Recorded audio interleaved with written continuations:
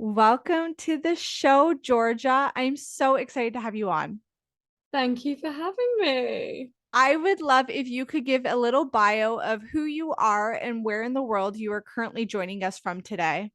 Yes, my name is Georgia. I am coming to you from Ibiza in Spain. And I run a retreats business. So I've got a background in yoga, but also business. I love it.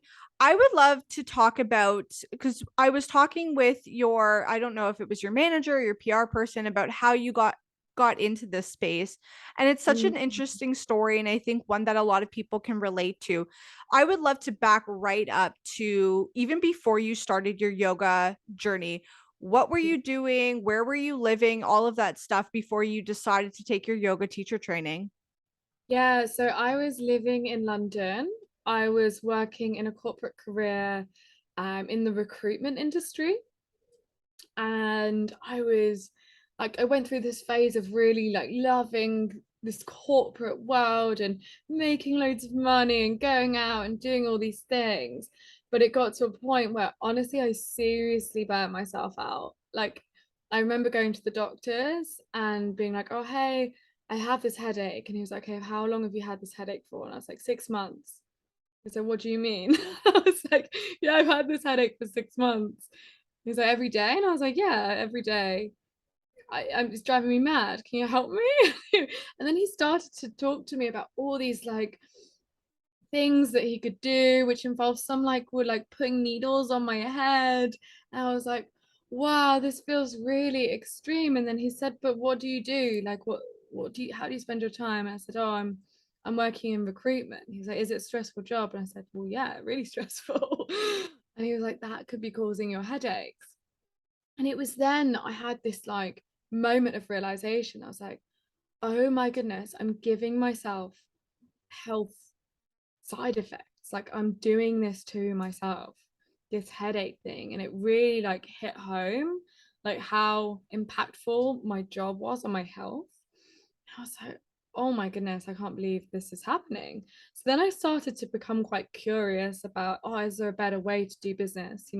Could I get a better work-life balance? But the company I was working with, they just weren't having it. They were like, this is how we've done things. We've always done it this way. You're not getting extra holiday days. You're not staying in just because you have a headache. Like, good luck, basically, they said to me. And so I created this belief that I was like, no, I totally believe that there's a better way of doing business.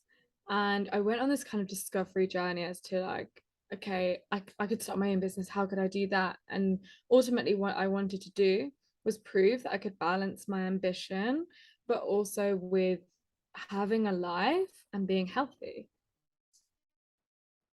No, I think that makes total sense. And before you even got into corporate, were you into health and wellness? Was it something that just like totally didn't buy into? Were you into yoga before all of this? Like, what made you decide to go down this Mhm. yoga journey besides the fact that, you said the doctor was giving you all these extreme answers and you were like, there's got to be a different way. Like, why did you decide that there could be an alternative medicine, if you will, rather than just taking a prescription or, doing what the doctor said and just going, okay, like this is, I'm in corporate. This is how our things are going. This is going to be my life from now on. I honestly, personally, my personal belief is that I had an inner knowing that I just knew there was a different way. And I didn't know what it was. I didn't know yoga would lead me that way, but I knew there was a better way to do things. I think it's like this whole like primal instinct almost. Like I've always been very aware of how we live as humans now versus how we quote unquote used to live as humans. So I think I was just quite aware of that and thought this isn't natural. There must be a more natural way to do this. But I was never like really into health and wellness or yoga before. The only thing I would say is I've always been quite active. So I was into dance. I did cheerleading at university, and that's when I actually came across yoga first because I literally wanted to be more flexible. But other than that, no. And yoga just ended up to be something I stumbled across as I was like trying to be more calm. Okay, so I would love if you could talk about that. So you did yoga as part of, getting more flexible for cheerleading and all that stuff. And I love when people come to me for that exact reason. They want to get in better shape or they want to get more flexible because I feel like if that's what gets you in the door, Yeah. perfect. We can work on that. And then it becomes so much more than just the physical side of things, but I love when people come to me for that because I think that's where you start to see a lot of noticeable differences is the physical part of your body. So w- where did that lead to you next? Like you know that corporate is starting to weigh on your health. Do you just decide, okay, you know what? I'm going to keep working in corporate, but I'm going to go to yoga 2 times a week? Or is it I'm quitting corporate and I'm just diving headfirst going to yoga, teacher training? Like what was that next journey like for you on your yoga path? Yeah, honestly, it was a bit of both. So before I get into that, I also wanted to say about, what you said about people coming into yoga for fitness. I find that absolutely fascinating. I'm totally with you. But also, what I found incredible about yoga is you go to it for one reason and you get something totally different. And it's all about, and this is what I've realized, is it's all about the mindset. It's all about the personal growth that yoga is just one of many tools of getting there. So yeah, I started taking yoga classes. I taught a fitness class in London on the side of my job.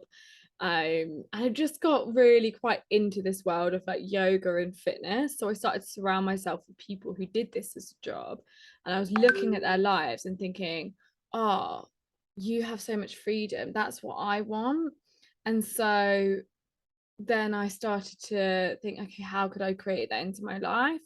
I started off by going part time in my job. I was doing 4 days instead of 5 days a week. And on that fifth day, it was like my discovery day. I'd be like, okay, what do I want to do? Like, what kind of business do I want to create? And I started off with like fashion because I loved fashion. And then I was like, don't know what kind of great impact that's going to make in the world. And then I eventually found my way to yoga. So it was about 18 months of being really curious, listening to loads of podcasts, like just asking myself, what do I want to do and how do I do it? What was your yoga teacher training experience like? Because whenever somebody asks me about that, I truly, truly feel like it was the best decision I ever made in my life. Like it was the most transformational experience. And I really wish every single person took a yoga teacher training. And I also wish they didn't call it that because I feel like that kind of throws people off. But it was Mm, everything about it was just, yes, we did poses, like quote unquote yoga poses, but there was so much to it that just like from that moment on, I became a different person. So I would love to know what your experience was like with it. yeah, yeah, it opened up a whole new world for me. And I remember actually on our first day when we got to the yoga training, our trainer, she said, okay, welcome to your yoga training. But I really want you to know that this whole world of yoga is like a huge forest, bigger than you could ever imagine. And within that forest, throughout this training, I'm going to share with you a leaf, and you can get to know that leaf. But just remember, there's so much more to discover in this forest than what I'm going to share with you today. And I always kept that with me because I was like, oh, okay, like here we go. There's so much to learn. But I'm a massive advocate personally for actually going away for yoga training and doing the intensive month. That's what I'm actually a really big advocate for, because for me personally, one of my ethoses is change your environment, change your life. Like if you're stuck in the same place doing the same thing, I personally don't believe you can grow. I think it does require some kind of environment change. And for yoga training in a new place that you've never been, like it's a perfect opportunity to do that. So good. I always say that too. Like, you can get better in the environment that made you sick. And Mm, in so many different, I mean, we could go down a whole rabbit hole on that topic alone, but Yeah. it's the same thing. I remember it was the studio owner and she opened the teacher training for us. I did my training a little differently. Mine was spread out over a few months because I still was working corporate at the time, but I Mhm. remember her, like, as we were sitting in the circle being like, "Welcome to the next phase of your life," and it was like, "Oh my god," like, you're so ready for it. You're just ready for literally everything, and I remember talking to a few girlfriends afterwards being like, "You're drinking, like, the yoga Kool-Aid," and it was just like, I still can't stop, like, I'm so fascinated by everything in this world, and not even like, I when we say yoga, and I'm sure you can relate, like, I think people that aren't in this space think of just poses, but it's, like, everything that encompasses yoga, right? Like, breath Mm. work and meditation and how you interact with others and how you interact with yourself, like, it's so much more. So, Mm. you do your teacher training, you have this life-changing moment. Where did that lead next for you? Do you know right from there that you're gonna share yoga and start this retreat business, or what was that next few steps like for you? I knew I was going to do something, but I didn't quite know what. I did. I took a massive risk, and I actually quit my job to do the training. Like, there's no way they would have let me do a month's intensive in Bali, but I was like, I want to go to Bali. I want to do this. So I want to do it. So I quit my job in order to do it. And it's funny the timing that I quit it, because it was actually during just before the pandemic. And I remember in my head being like, okay, I can either quit in January and I go in February 2020, or I could get an extra commission and I quit in April and I go in May, because it was two different trainings, Feb or May. And obviously, we all know that if I'd have gone in May, I would never have gone. Like, I wouldn't have made it there. Like, we were all in lockdown. But thankfully, something within me told me to go to the February one. I did. And I went to Bali and I got back and we were locked down. But I was so grateful that I was able to go into that lockdown period with like a new life, almost, within having just finished my yoga training, which I think I'm always going to be really grateful for, because my life would be very different, I very f different. I feel like a lot of people coulda used that yoga mindset during COVID and during those first few lockdowns, like, I feel like you Mm. just would have been so zen going through it, like, "Not a problem, we'll deal with this as it's coming up." I don't know how I did it, because there was a lot, like, it was a very challenging time for me. Like, I know a lot of people who were like, "Oh, I loved lockdown, like it gave me breathing space." And a Mhm, lot of people who were like, it was the worst thing ever. For mhm. me, I'm somewhere in between. Like, it was very, very challenging for me. But yeah, yoga got me through, actually. And it wasn't, and when, again, I'm like you, it's not just yoga, it was actually everything that comes along with that. It was like oracle cards, it was coaching. I did my coaching course in lockdown as well. Absolutely everything that comes along with it. Yeah, amazing. What made you decide to move to Ibiza, I hope I'm saying that right, and start your retreat business? It was a dream of mine. So I just remember, like, I came here on holiday for like 8 years in a row. And actually, down to like the first time I came here, I was always like, oh, I'm going to live here one day. Like, I'd love to live here one day. And it's really interesting because there's a huge party scene on this island. It's very well known for like the best clubs in the world and doing a season out here and getting absolutely smashed. But for some reason, from the very first time I came here as an 18-year-old who really should have been into all that stuff, I saw a different side to the island. There was something I knew. I knew there was something very, very special about this place. And I knew that one day I would live here. And it was like a dream. It was a huge dream and ambition for me. And I remember even last year, I was going to these like workshops, really into my coaching and all this manifestation. I was like, they were like, what's your dream? Like, what do you want to do? And I was like, my dream is to live in Ibiza. And they were like, okay, are you gonna do it then? And I was like, no, no, God, no. I was like, they were like, but why not? I was like, it's really hard to live there now. Like, the UK have left Europe, like it's going to be very difficult for me. I can't do that. And besides, my boyfriend doesn't want to, so I can't do it. And it was very interesting now to look back and see how like I ruled out my own dream for myself. And then yeah, a series of events happened, and a few months later I found myself here on a one-way flight. No, it's so when there is like a dream, a manifestation, a goal in mind. And if it's, I truly feel like, yes, you have to take the work and you have to do the initiative to make it happen. But when everything is like really meant to be, it just happens so seamlessly and it Mm. happens so quickly. You're almost, when you get there, I'm sure you felt like, oh my, like, how did this actually happen? Like, you're like, I just can't believe how fast this all like happened for me. Yeah, I've got like goosebumps all over my body right now because it's brought me back to that time. And I was exactly like that. I was like, how am I here? Why am I here? Like it was like I'd obviously booked the flight, but I had this overwhelming feeling of like, what the heck is going on here? And I remember like I started a journal on the plane on my way here, and I'd never done journaling before. And I was like, oh, I'm gonna do Ibiza diaries, and it's gonna be all about my times in Ibiza. I'm so glad I did because I've got the most wild experiences in there. And I just remember writing, I was on the plane, I was like, well, this isn't exactly how I thought my journey would begin.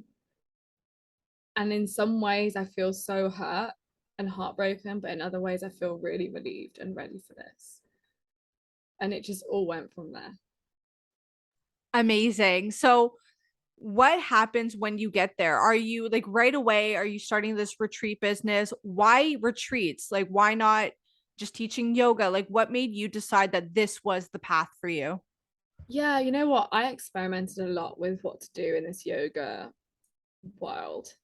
It took me pretty much the whole of lockdown and a little bit longer to just try different things and see what I liked and what I didn't like. So I tried teaching yoga, I tried doing it online.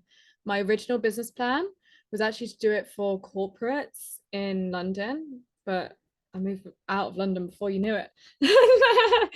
And so I actually got to this point where I was like, I'm gonna try a retreat. And I'd heard of retreats before, and what I was craving and what I wanted was a real like transformational in-person experience that I could share with other people without them having to go on a yoga training. Like, because like you said at the beginning, it's like if you go on yoga training, like you become a teacher, and not everyone wants to become a teacher or learn all of the anatomy, you know. I wanted to create this, like facilitate a place for growth that was really heavy on yoga, but also on coaching and all the things I really believed in.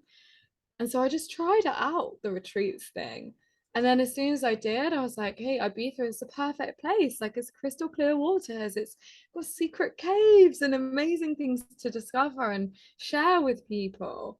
So I chose retreats because I think I just tested lots of things out and realized for me, in person transformation, that's what I want to create for people.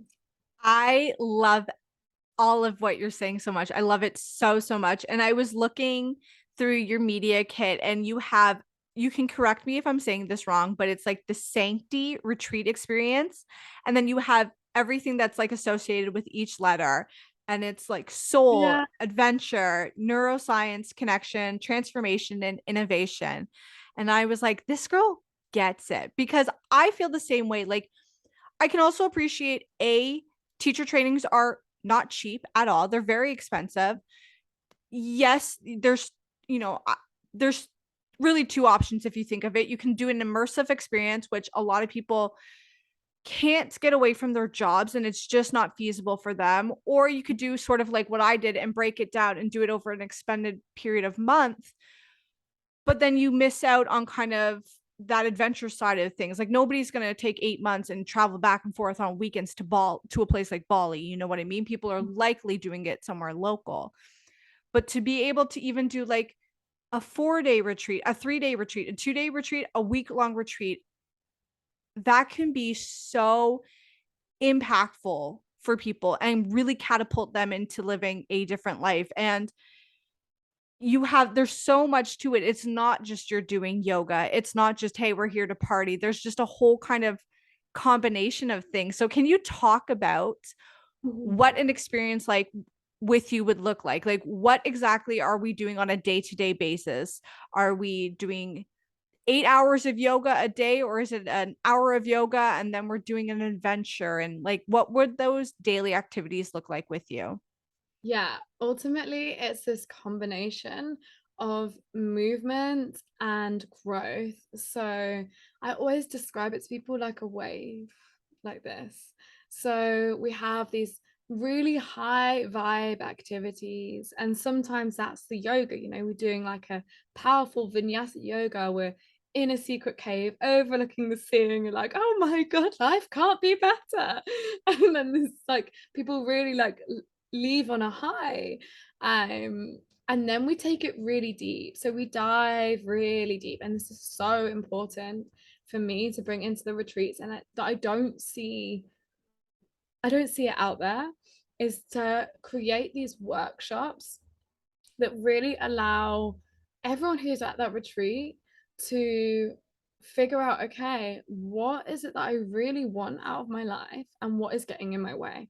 So it's uncovering your blind spots. And this is not necessarily comfortable. We have tears, we have huge emotional releases, but ultimately we are in this together, and we create a super safe space, an environment where you're like, oh my God, I've never met this woman before, but she is my sister. And I know that no matter what, she has got my back.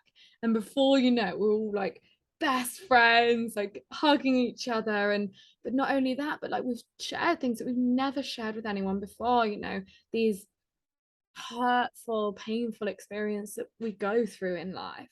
And we realize, you know what, I have trauma, and maybe I'm not the only one. And maybe I have now a group of people who can support me through that. And I can support myself, the tools to support myself too. So for me, it's really about like creating a really meaningful, supportive environment. And then again, we take it back up and we ride that wave, and we're going on a hike and jumping off cliffs and doing all these awesome activities together with these people that you're now like, these are my number ones. And then again, we take it quite deep, but we do it this time in more of like an embodiment practice. So, for example, through breath work or a sound experience or a sound journey using sound bowls, or even I know people here on the island who do it with is a DJ and uses the sounds of like the heartbeat and the sounds of the body and nature to really tap in to your subconscious and to allow you to access these these places of intelligence that maybe you've never accessed before, or maybe it's the first time, but you're like, wow, okay, this meditation stuff isn't just about being calm. Like, I've got the answers to all the questions in life here. So it's bringing it into those like embodiment practices that you can use to be like, okay, I've got a decision to make. I'll use this practice, you know? I I would love if you could give an example of even one of those workshops, because I feel like some people hear the word trauma and they want to run the other way, right? They're like, I don't want to deal with this. I don't want to unblock certain things in my life. Like, Yeah. is it a writing experience? Are there different themes with different retreats? And like this workshop we're working on, we're sitting in a circle and we're talking about something that we've never talked about before in our lives, or pick a point in high school where you felt really down. Like what would those Yeah. workshops look like in a sense, so somebody, yes, they're uncomfortable to talk to, but somebody's not like putting the roadblocks on and going, I don't even want to go down this route. Like Mm, what would they be in for, so that they have a little bit of comfort going into it, knowing that it will help them move past whatever is holding them back? yeah. Yeah. So ultimately, first off, like it's so interesting that you say that, and I'm glad you did, because for me, like anytime I face any element of trauma or something I was resistant to, I grew and I became a better person and I got things I wanted and great things happened in my life. So for me, when someone says that, I'm like, okay, sign me up. Like, here I am. But I do understand that actually it can be very daunting and something that we're like, no, absolutely not. So for example, one of the ones that we did in my most recent retreat was we called it a paint workshop and we were on the beach. It's really important for me that we're in like this immersive environment where we're like, okay, let's go somewhere cool. We're on this beach, on this rock, basically in the middle of the sea, like totally private. And I had a bunch of paints. And what we did was we got into groups and we used this paint to paint on our bodies words, negative words that we had been called before in our lives. So, for example, I had not enough, I had too much, I had crazy, rude, all of these words that were painted onto my body, and everyone did the same. And throughout the process, we were like chatting to each other. We were like, oh, like, what else? And then we were helping each other, like painting them on each other. And then we sat down in a circle and we played this game, which I always play in any single workshop, which is so important, called Play or Pass, which is like, okay, do you want to play? Which is like, do you want to share a bit about your experience and what you've written on your body? Or do you want to pass and be like, you know what? No, thanks. That's so important. Is like you do not have to say anything. You don't even have to write any paint on you if you don't want to. So we did that and we all shared these experiences. And what I found so interesting when I was listening to everyone share their stories about these words on their bodies was that each time we were all like, we could all really relate to it. Like, yeah, I've been called that too. And then the story that they tell it's like, oh, I've got my own story.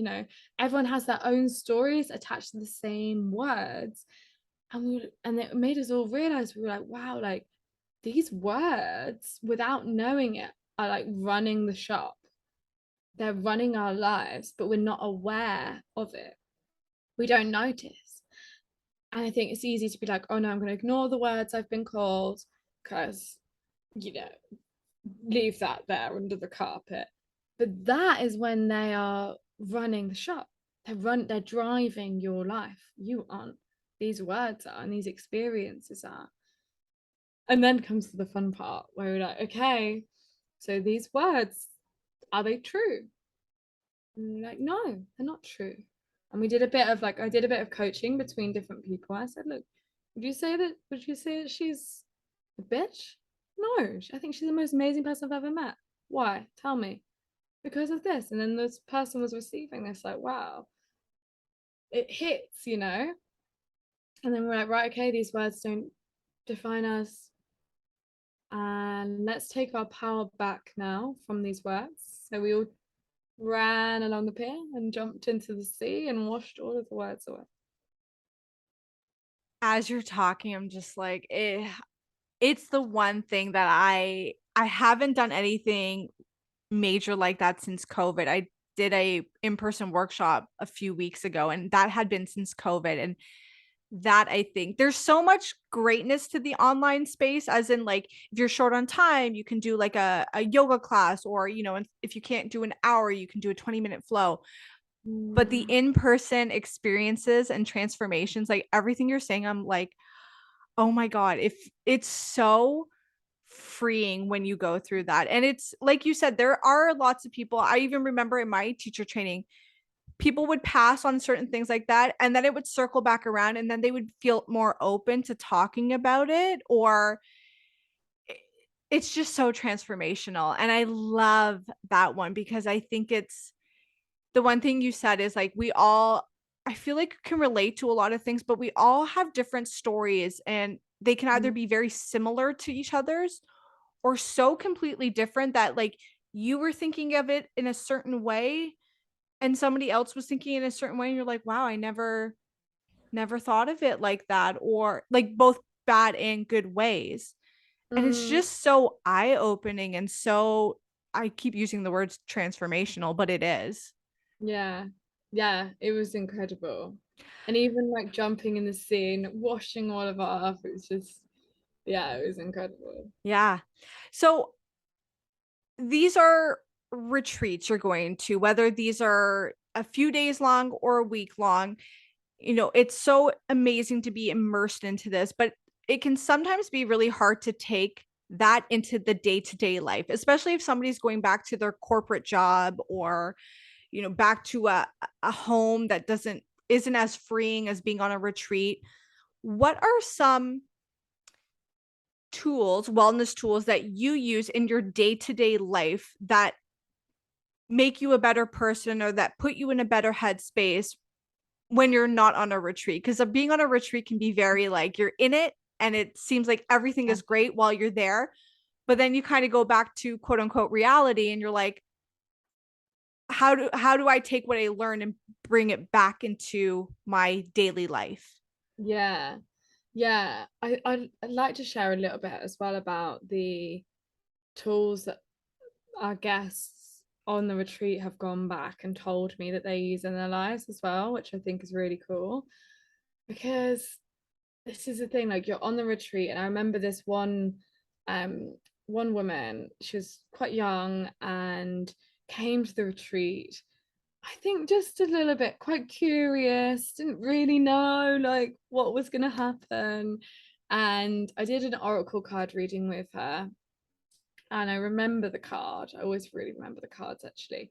And it was the right choice.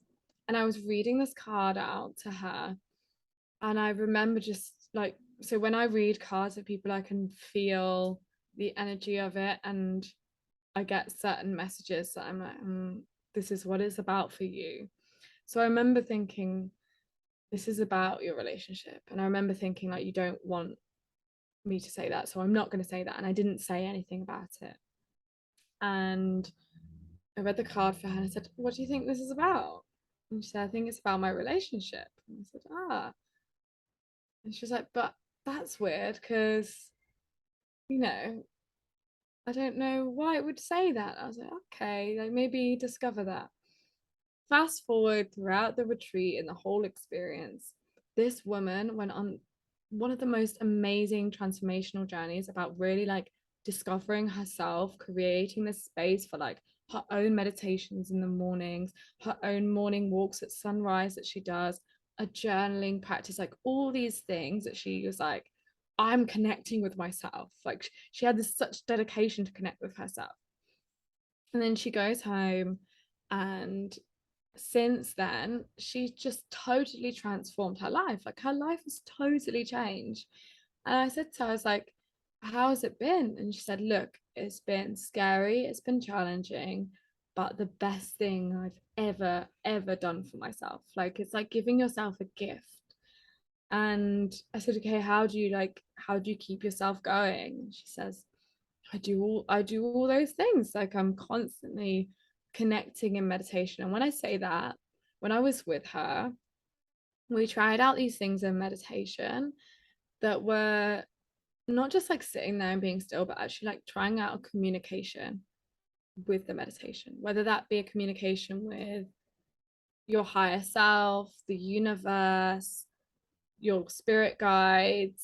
Like it could even be with anything that you believe in. You don't have to hold a particular belief for it, or just a meditation with nature, communication with nature. And we would like, I would say to her, okay, like ask in your meditation, ask whoever you want to ask for whatever guidance you need right now. And she would, and then she would get these messages back, and she would start to really get very clear guidance from her meditations that she now uses in her everyday life to like make decisions. And that's exactly what I do. If I ever have a decision to make or a gut feeling about something, I'm meditating on it and I'm like, okay, tell me what to do about this. So I would say there's so many layers to meditation. There's intelligence to be accessed, answers to be found in a meditation, messages to be received. The really exciting parts about meditation that the Calm app doesn't tell you, that we just don't get told. not just calm, there's intelligence there and there's answers there. So that would be like the biggest one. But then I would also say oracle cards are also a great way to communicate with that and to work with your meditation. I'm reading lots of books. What are you reading right now? I would love to know. I am reading. I've got quite a few on the go. I've I'm the actually same. I've just finished one, and it's actually a business book called Oversubscribed, and Oh, it okay. was absolutely incredible by a guy called Daniel Priestley. Really recommend that for anyone business focused. I've also got The Power of Now on the go. Mhm. I've got that on Audible, so I've got this like really smooth voice in my head. And I've got Gabby Bernstein's book, Mm. Super Attractor, that So I've finished it and I've just started reading it again. yeah. I love books like that where you just like, "Oh, I gotta read this again and pick up something new." It's so interesting what you said about meditation. I feel like there were so many things that were coming up for me with that because, yeah, I feel like people think it's just calming the mind and you're not focusing on anything. And yeah, that can definitely be an aspect of meditation if that is the goal, but you can manifest things or ask for certain things or and even saying that, like, I remember hearing I can't remember who originally said it, and it's like, I'm gonna butcher it completely, but it's like, if you're asking for a sign, that's the sign. And a lot of the time we just tell ourselves stories about like, well, like, should I do this or this? And it's like we all deep down have that answer within us. We just want almost like a justification, I think, for doing it or for making sure that it's the right decision. Like we have to be sure before we go that route. And it's like, if you really get in tune with yourself and you really listen, like, and you don't always know the answers or all the steps, but you just need to know that next step. And if it's the right decision for you, it will naturally unfold as it's meant to. Yeah, I think we've been conditioned to ignore our inner voice or our gut feeling or intuition. But ultimately we all have it, and it's the most powerful thing we can ever listen to. But for some reason, when it comes to listening to the intuition, the inner voice, the gut feeling, we'll listen to anything else but that. And we'll get burned. Like when you don't listen to your intuition, like you will know like things go wrong when you listen to your intuition and your like gut feeling. You're like, I knew that would happen. Like things go right for you when you listen to it. But for some reason it's like we have to almost like build up this courage to trust ourselves, the most trustworthy people we've ever got, that we've Yeah. I find it absolutely fascinating. I mean, I try it in my life too. And this thing is with the intuition thing, like, and the meditation and this voice, this gut feeling, like sometimes we don't like what it's telling us Hmm. because it's not our plan. Yeah. It's like, no, hang on, I wasn't planning that, tell me something better. But ultimately, I personally believe that we have amazing abilities to create dreams and goals for ourselves in life. But I also believe that the universe or some kind of higher power, our higher selves, whatever that might be, has a better plan. And we have to trust that, so that whenever something goes wrong, we know that it's happening for us for a reason. Like my friend, who I live with here actually, she recently crashed her car and she was fine, but her car really wasn't fine. She spent a long time like on this island where you have to drive everywhere without a car.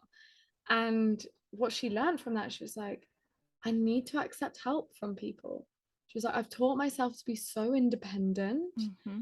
I'm like, I know I have to look after myself. But really, the universe was like, babe, you need to accept help and understand that people want to help you. And so she's had this like amazing personal discovery from that experience. So everything that goes wrong is teaching us something, I believe. Yeah, no, I do too. And as soon as you said that, I was like, oh, there's just There's so many lessons to be learned, and if something is playing out for you, I truly believe there's a lesson you need to learn or an experience you need to have.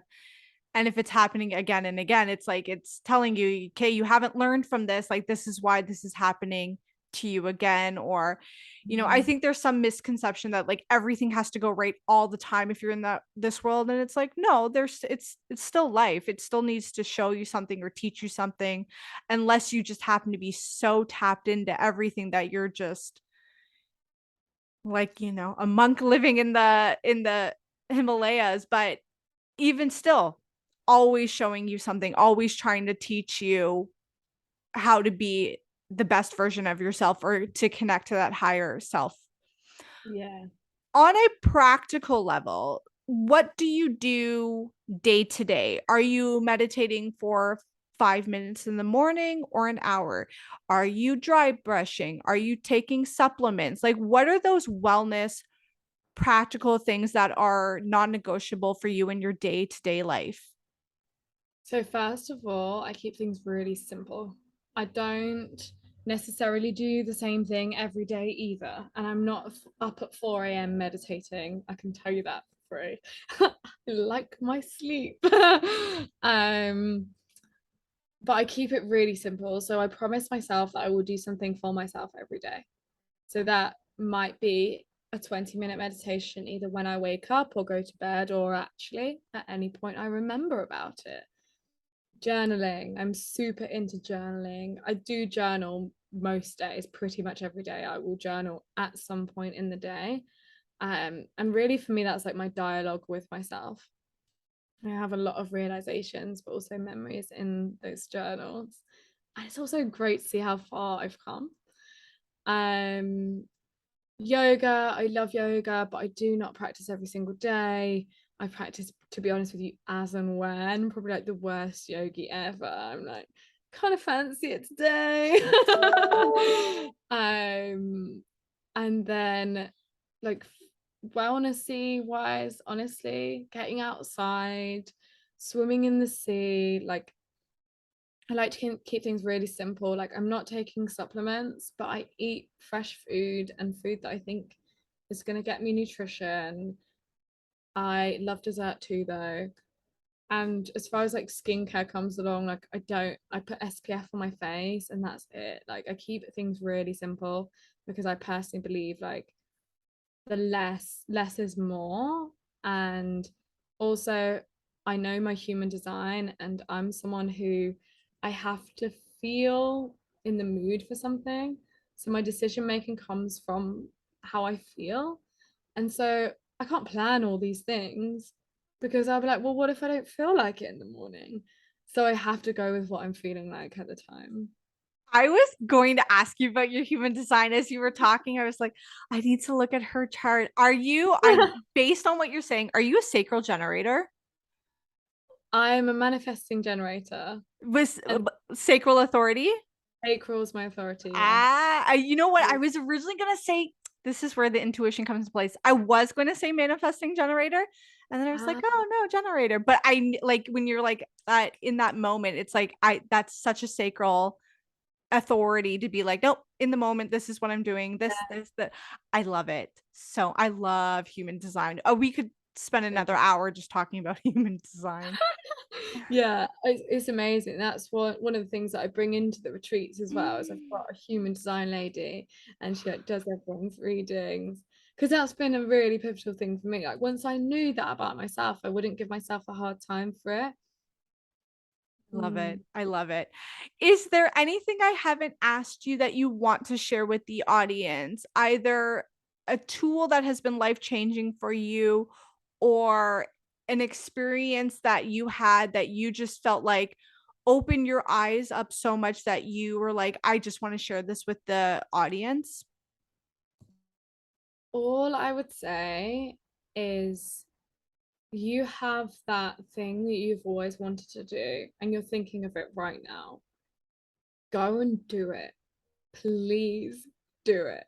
Doesn't matter when, doesn't matter how, but make a promise to yourself that whatever that little dream is, whatever that thing is that you're like, I've always wanted to do this or go to this place, do it. You do not need someone to come with you.